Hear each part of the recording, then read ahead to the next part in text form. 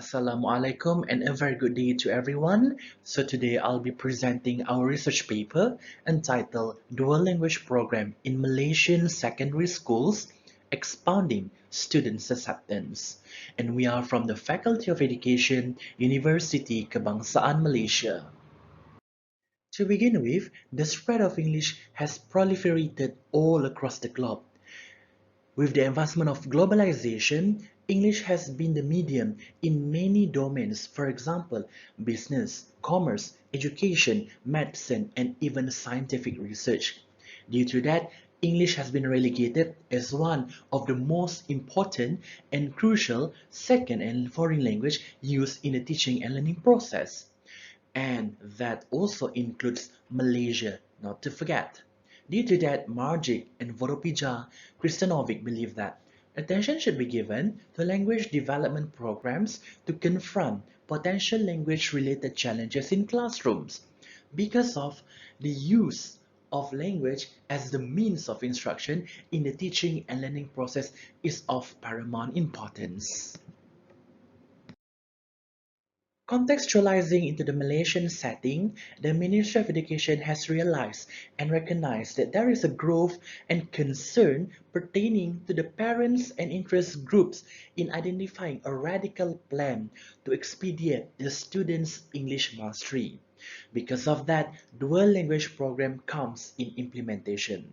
Dual language program in a Malaysian setting works on four major requirements. The first one will be on the sufficient resource, which means the school needs to have sufficient resource to support the teaching and learning process. Secondly, the readiness of the principal and also his willingness to practice the dual language program. The third one will be on the parental demands and support. And finally, the school needs to maintain a good performance in the Bahasa Melayu at par with the national grade.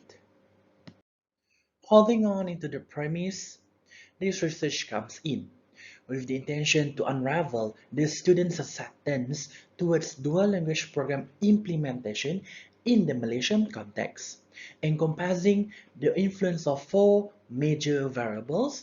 The first one will be on the age, gender, locality, and types of school. Literature have found that dual language program is actually beneficial to the students' development and growth. According to Hammond, Lee and Jong, Lenham Leori, Lee and al., Jin and Yun Sok, Jong, Thomas and Collier, Tran et al., dual language program will assist the development of language proficiency, academic achievement, and nurture bilingualism. Besides, it helps to escalate the students' affective, cognitive, linguistic, and also social perspective. Due to that, many languages have been partnered in order to implement and execute the dual language program. For example, Spanish, Mandarin, French, and Korean are among the languages partnered with English in the implementation of this program in the United States. Moving on into the methodology of this paper. So basically, this paper is a quantitative paper whereby employing survey research design. The sample involves 2,162 students nationwide, and they were chosen based on multi-stage cluster and simple random sampling. As for the data collection, we employed questionnaire, and then we also run experts validation and pilot tests to execute the validity and reliability of the instruments. And finally, for the analysis of the data, we generated descriptive and inferential statistics. So what have we found? Basically, our instrument has about 6 items whereby we're looking and examining, besides investigating, the students' acceptance towards the dual language program implementation.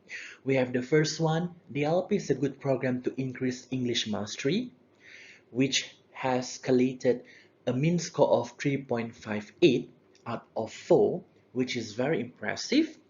Secondly, the LP implementation should be improved with the total mean score of 3.43 followed by the LP is a good program to develop science knowledge, 3.2 at, and then 3.27 mean score belongs to the LP implementation should be continued. And then 3.23 mean score is meant for the LP is a good program to improve mathematics skill.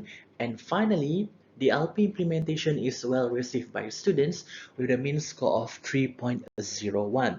So all in all, we can say that the students are very positive.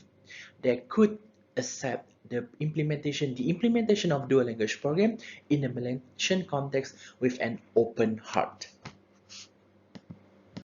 So basically, what has the finding told us? So students are very positive. They know that there is a need to be proficient and competent in the English language, and therefore it is very essential and fundamental for their development in the language repertoire. Secondly, when students are proficient in English, there is a higher chance for them to perform better in the content subjects. This is based on Raka and Lasset in 2016, and an improvement is inevitable as many issues were raised in the past studies pertaining to the use of English as the instructional medium in the teaching of science and mathematics. Bear in mind, the Malaysian education system has one implemented English for the teaching of mathematics and science policy.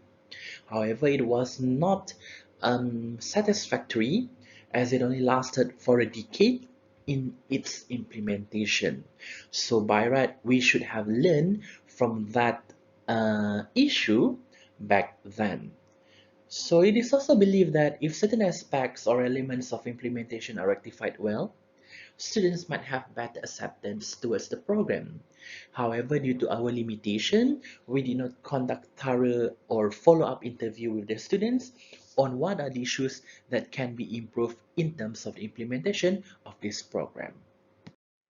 Glancing into the second part of our article, which is to investigate the influence of four variables on the acceptance of the students.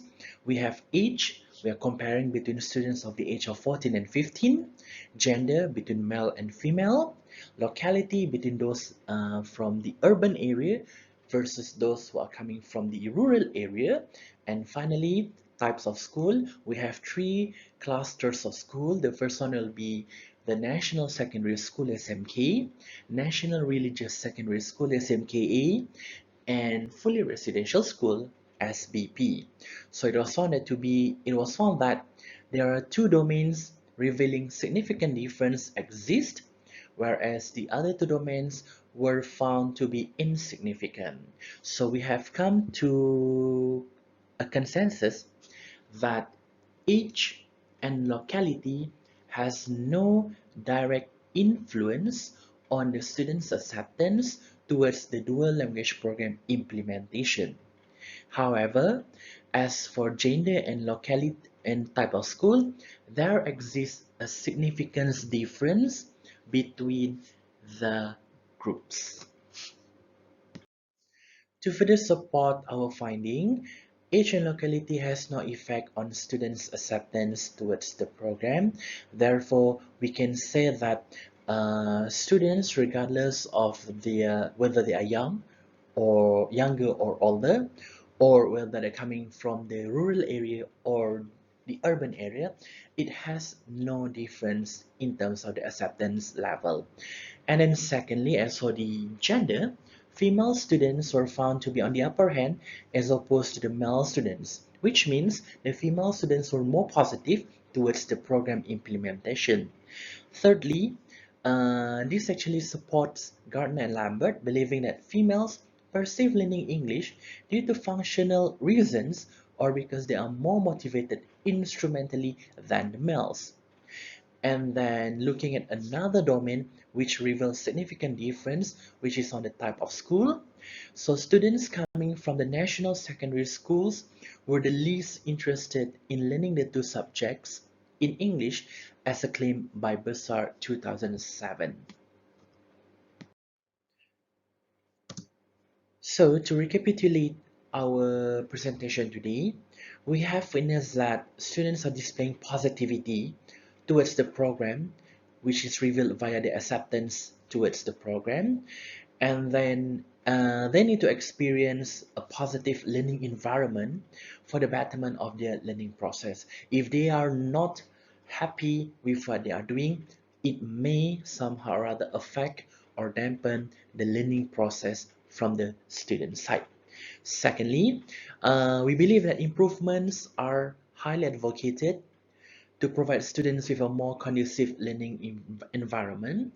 So therefore, there are certain things that need to be rectified pertaining to the program implementation.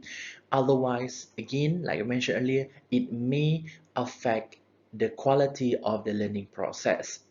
And quoting Lee et al. 2016, although the LP does not ensure success in achieving its objectives, a well-implemented one provides access to optimal conditions of academic development.